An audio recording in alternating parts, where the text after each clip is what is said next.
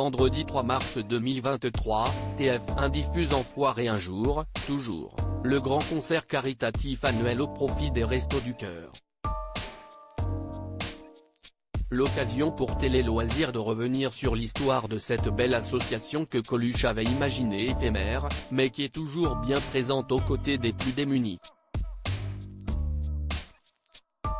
Comme le Téléthon, le grand concert des Enfoirés que TF1 diffuse vendredi 3 mars 2023 est tout autant un événement télévisuel que solidaire.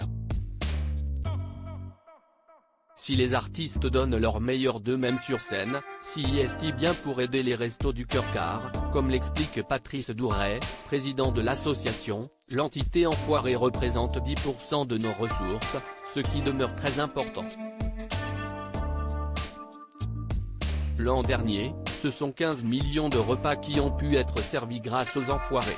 C'est énorme.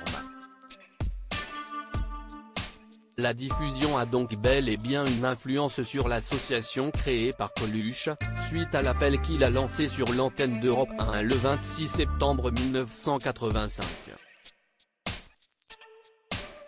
La petite idée de Coluche est une petite idée comme ça, si des fois y a des marques qui m'entendent, je ferai un peu de pub tous les jours, commence-t-il. S'il y a des gens qui sont intéressés pour parrainer une cantine gratuite qu'on pourrait commencer par faire à Paris et puis qu'on étalerait après dans les grandes villes de France. Dans la foulée, Coluche contacte Jean-Jacques Goldman pour lui demander d'écrire une chanson afin de soutenir son initiative. Un truc qui cartonne, qui nous fasse gagner beaucoup d'argent. Toi, tu sais faire. Lui lance-t-il avant de préciser qu'il la veut pour la semaine suivante. Qu'à cela ne tienne, Jean-Jacques Goldman l'écrit immédiatement et elle est enregistrée en 3 jours. Au total, durant leur première campagne, les Restos du Cœur ouvrent dans 200 villes, ou plus de 5. 000 bénévoles servent 8 millions de repas. Les restos sans Coluche à la fin de la première campagne, Coluche s'était donné le temps de la réflexion pour savoir quelle suite donner à son aventure. Hélas, il meurt dans un accident de moto le 19 juin 1986. Persuadé qu'il aurait voulu que les Restos du Cœur continuent leur action, Véronique Collaucci, dont il était pourtant divorcé, prend la relève pour une deuxième campagne. Sous son impulsion, l'association s'organise et s'étend.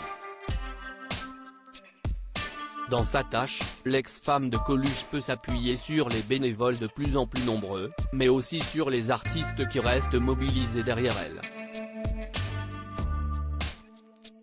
Durant l'hiver 1989, Jean-Jacques Goldman, Johnny Hallyday, Michel Sardou, Eddie Mitchell et Véronique Sanson sillonnent la France pour la toute première tournée des Enfoirés, dont l'intégralité des bénéfices est reversée aux Restos du Cœur.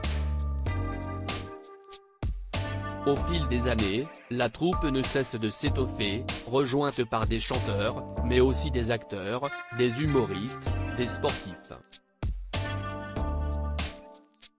Le concert des Enfoirés s'impose comme un rendez-vous immanquable tant pour les Français, qui sont chaque année plusieurs millions devant leur télé, que pour les artistes eux-mêmes.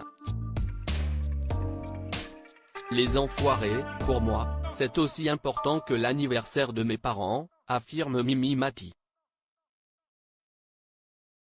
Bien plus que des repas. Si les restos sont essentiellement connus pour l'aide alimentaire, l'association mène pourtant bien d'autres combats, logement des plus précaires avec les Toits du Cœur, insertion professionnelle grâce au Jardin du Cœur et aux Ateliers du Cœur, aide spécifique aux mères en difficulté avec les Restos Bébés du Cœur, hébergement d'urgence pour les SDF à Paris au sein de la Péniche du Cœur, lutte contre l'illettrisme avec les ateliers clés, pour communication, lecture, écriture, mais aussi accompagnement scolaire, accès au droit et à la justice. Elle est sur tous les fronts partout où des personnes en détresse ont besoin de soutien. Des restos qui ne connaissent pas la crise près de 38 ans après leur création, force est de constater que les Restos du Cœur, que Coluche voyait comme une solution temporaire, sont toujours là. Plus que jamais, même.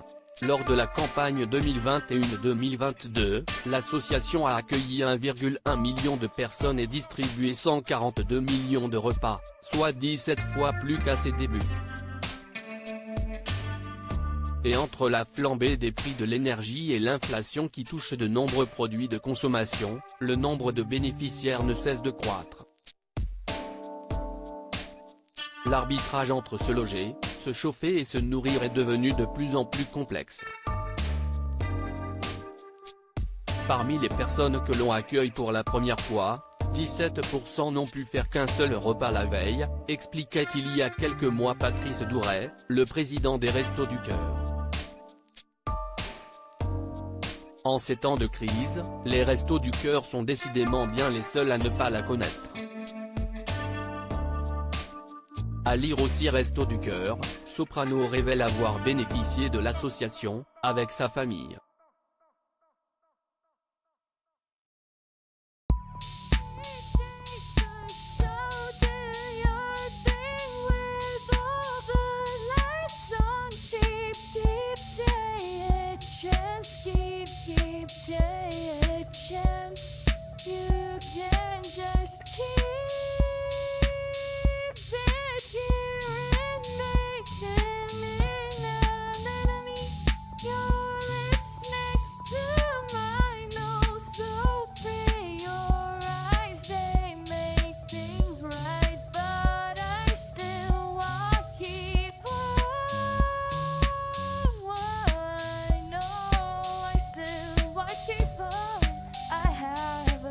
Keep it up, I have a